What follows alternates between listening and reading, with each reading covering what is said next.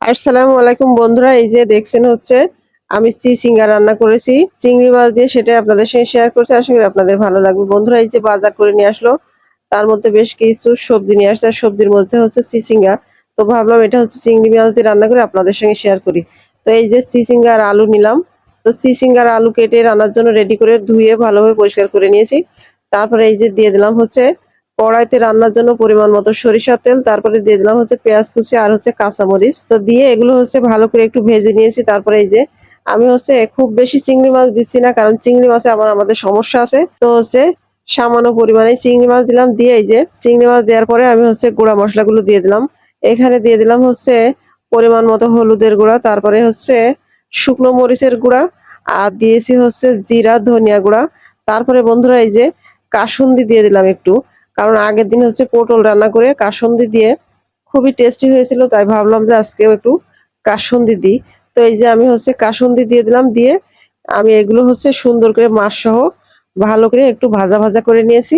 ভাজা ভাজা করে নিয়ে তার মধ্যে এই যে কেটে রাখা হচ্ছে চিচিঙ্গা আর আলু দিয়ে দিলাম। দিয়ে একসঙ্গে সবগুলোকে সুন্দর করে কষিয়ে নিচ্ছি। আর এখানে আমি কষানোর জন্য কোনো পানি ইউজ করিনি, কারণ হচ্ছে চিচিঙ্গা থেকে এমনিতেই অনেক পরিমাণে পানি বের হয় কষানোর সময়, তাই হচ্ছে কোনো পানি দেয়নি। আর বন্ধুরা এই যে আমি হচ্ছে রসুন বাটা দিতে ভুলে গিয়েছিলাম, তার সামান্য একটু রসুন বাটাও দিয়ে দিলাম। দিয়ে এখন হচ্ছে ভালো করে সব উপকরণগুলো হচ্ছে কষিয়ে নিলাম। আর এই দেখেন কষাতে কষাতে কি পরিমাণে দেখেন হচ্ছে পানি বের হয়েছে। আর চিচিঙ্গা থেকে যেহেতু পানি বের হয়, তাই আমি প্রথম দিকে হচ্ছে লবণটা দেইনি, কষিয়ে হচ্ছে পানিটা মানে শুকিয়ে নিয়ে তারপরে হচ্ছে লবণটা দিয়েছি। কারণ কারণ আমি যদি লবণটা দিতাম আগে, তাহলে আরো বেশি পরিমাণে পানি বের হতো, তাই আমি হচ্ছে কষিয়ে তারপরে হচ্ছে লবণটা দিলাম স্বাদ মতো। তারপরে এই যে কষানো হয়ে গেলে আমি দিয়ে দিলাম হচ্ছে রান্না করার জন্য পরিমাণ মতো পানি। আর হচ্ছে চিচিঙ্গা রান্না করতে খুব বেশি পানি লাগে না, তো এই যে পানি দিয়ে হচ্ছে আমি সুন্দর করে এখন হচ্ছে রান্না করে নিব, আর কোনো কাজ নেই।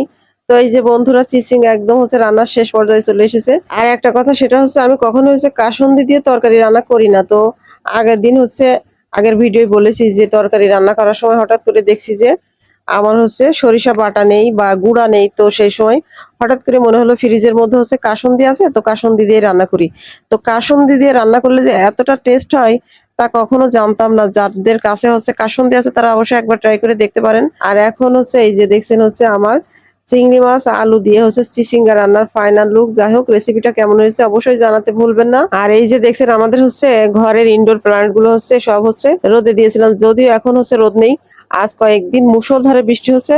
আর যখন হচ্ছে ভিডিওটা শুট করছি তখনও মুষলধারে বৃষ্টি হচ্ছে। তো বৃষ্টির ছিটেফোঁটা পানি পেয়েও হচ্ছে গাছগুলো মাশাআল্লাহ অনেক সুন্দর আছে।